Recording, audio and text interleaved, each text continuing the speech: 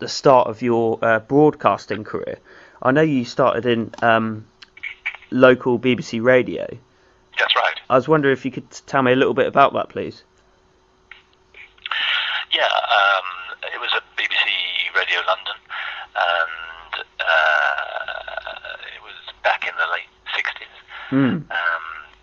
It was a terrific, learning experience for me. Great sort of learning, great training ground. It was basically doing the sports news bulletins into the main news program, and then doing the Saturday afternoon live sports program for up to 4 hours. Okay. And sometimes Sunday league matches, which we used to do, hosting those. So, a terrific sort of learning experience, really. Yeah. Do you think that all-round experience helped you to develop as kind of like a journalist and broadcaster, and then gave you the ability? My background was in newspapers, and I'm a sports editor of a local paper in Croydon, called the Croydon Times. Then I went to the BBC first as staff, and then as a freelance. So over a period of time, I was working for doing interviews and working on the news desks for BBC Radio 4, Radio 2 as it was then, BBC World Service, BBC Radio London, a whole variety of things, and picking up new skills, along the way, hopefully. And then, of course, what you do now, head of commentators for Eurosport, you've kind of branched off into the tennis kind of spectrum. How did that happen for you?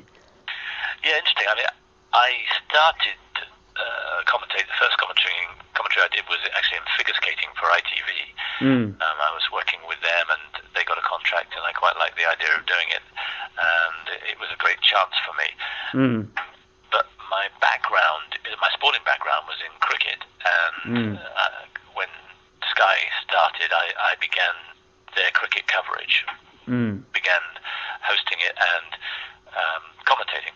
For a couple of years, but then I could see the way things were going, and that it looked like there was going to be a sort of lock-in of test players, players who played at the highest level, and the powers that be didn't perceive journalist broadcasters such as myself having a role in cricket commentary. I thought it was a great mistake and argued the toss, but that's the way it has been, and I think cricket has suffered as a result because of that. And I still believe there's a strong role for a journalist broadcaster who understands cricket at the high level. I mean, I play cricket at quite a high level. Captain the national champions, Teddington, in the 80s. I know enough about cricket to commentate and to provoke the colour commentator into working a little harder than these guys work right now. But anyway, I argued the toss, but I could see the way it was going.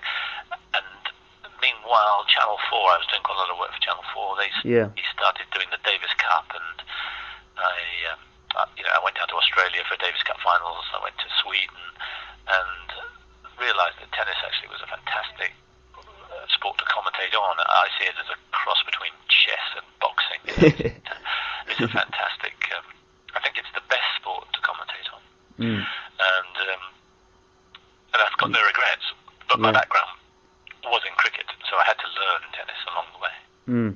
Even though I played tennis to a reasonable level, but cricket. Most of my time in the summer was spent playing cricket. Sure, yeah, absolutely. Yeah. What do you think's the key to becoming an expert, a good commentator? What is the key to a commentating role? Heavy research, an ability to get the best out of your colour commentator, to work hard at finding out what kind of person that colour commentator is, and how you can get the best out of him. Having a good voice is vital too. Absolutely. And a personality that viewers appreciate. Sometimes people with a voice that viewers don't appreciate can say off-the-wall stuff or make mistakes, and if the general audience doesn't like that voice, that's when the criticisms flood in. Sure, it's almost subliminal. If the viewer likes the voice that's giving the wrong information, they don't do anything. And I've been guilty in my life of making mistakes, like everybody else has, giving wrong information, making mistakes. But I'm lucky that I've got a voice that people don't take offence to, so there hasn't been the same sort of criticism maybe as there should have been. And I think it's a vital ally, I think, to commentators to have a voice that is viewer friendly. Yeah, absolutely, Simon. And just looking at specifically tennis, I mean, you've commentated at Wimbledon and around the world, and you've interviewed some of the best players to ever pick up a racket. Really, are there some moments for you that stand out as real highlights that immediately spring to mind in your tennis commentary career? Yeah, I mean, early on, I can remember when Sweden won the Davis Cup. I think it was in 1984 when they beat the USA, who had Connors and McEnroe playing for them. That was really when I thought tennis is a sport for me. It was just fantastic that this youthful country, because they had new stars emerging, and the Americans behaved appallingly that weekend, and they were roundly beaten, soundly beaten, and it was an uplifting experience for me. So that's an early one that stood out. Of late, the great matches. Well, you know them as well as I do. This year, Djokovic in the semi-final and final of the U.S. Open, stand out. Safin beating Federer in the semi-final of the Australian Open back in, I think it was 2007. I can't remember the year. It's about 4 years ago. Yeah, I remember. Yeah, fantastic match. Where Federer had match point and lost. I think that was probably the best match I've ever seen. Absolutely, and during Wimbledon, obviously, you're at British Eurosport, but when you do the BBC with Wimbledon, you're in the commentary box with someone like John McEnroe. Yeah. What is that like for a person who hasn't experienced that? It's exhausting, actually. Because you have to get McEnroe's respect. You've got to be concentrating 100% of the time and not put a word out of place, because as soon as you say something he doesn't mind it being off the wall, if it's wrong or he doesn't fancy it, then he just switches off. So to gain his respect and to engage him for however long the match lasts, which can be over 3 hours, 4 hours, you have to concentrate the whole time and be funny and know him and get the best out of him. But I always come off matches when I've been commentating with McEnroe absolutely exhausted. But it is a total concentration thing. Wow.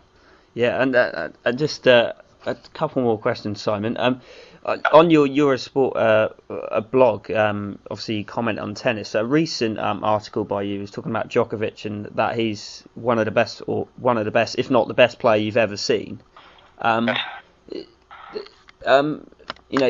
Can you tell me a bit about why you think that, really?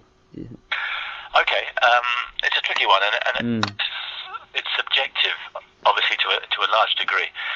If we're to, let's roll back a couple of years. Yeah. Roger Federer was regarded as the best player, not just of his generation, but the best player of all time. Yeah. He won 16 Grand Slams. He played pretty tennis that everyone loved, and absolutely. Very few people were not calling him the best player of all time. Okay. Along the way, even at that time, he was being beaten 2/3 of the time by Rafael Nadal. Yep. It was tricky for me, even at that stage, to call Federer the best of all time when he's consistently been beaten by his closest rival. So Nadal has been, over the last 3 years probably, the best player. And has has Federer's standard dropped in that time? Maybe it did for a year for me, but right now he's playing as well as he ever played. And in the last year, Djokovic has reinvented himself, so that now not only is he better than Federer, but he's comfortably better than Nadal. He beats him every time they play. So for me, there is an argument that says that Djokovic is the best player I've ever seen.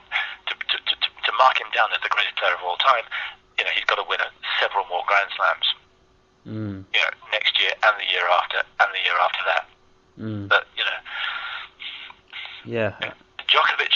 Djokovic at his best surely beats any other player at his best. Certainly in recent times. I mean, you're a big fan of Fru, and I know Fru thinks that Lou Hode was the best player he ever saw. And I understand that. So if you give if you give Lou Hode the modern training techniques, the modern equipment, everything that applies to the modern day player, including the mental and physical approach, then there's an argument that Hode, perhaps even Laver, were better. It's a tricky one, and it's difficult to be adamant about it. But who's the best player of the last 5 or 6 years? I'm sure that's Novak Djokovic. Well, that's fascinating to listen to that, Simon. And just finally, you mentioned Fru McMillan there. Obviously, you commentate with a variety of kind of summarisers, but Fru particularly, for me, you commentate with a lot. And I enjoy listening to you as a duo, if you like. Yes. And what do you think makes that work between you both? Because obviously his knowledge of the game is unrivaled, really. Is there? Yeah. But when you work with someone for as long as I've worked with Fru, there is a sort of, it's almost like a marriage, really. There's a sixth sense. You know when he wants to speak. He knows if I'm getting into a hole, and he can bail me out of it. He knows when I want to quickly come back on something he said. There's a sixth sense there, which we have. Over and above that, I value his opinion more than anybody in tennis. Absolutely. So that makes commentating with him a joy. And he's also quite funny, and he keeps in touch with the modern game. I mean, he's 69 years old, but he's very, very much in touch with the modern game. And for me, he's a standout. There's no, McEnroe is very, very good, and so is Jimmy Connors, and there are other commentators who are really good. But for me,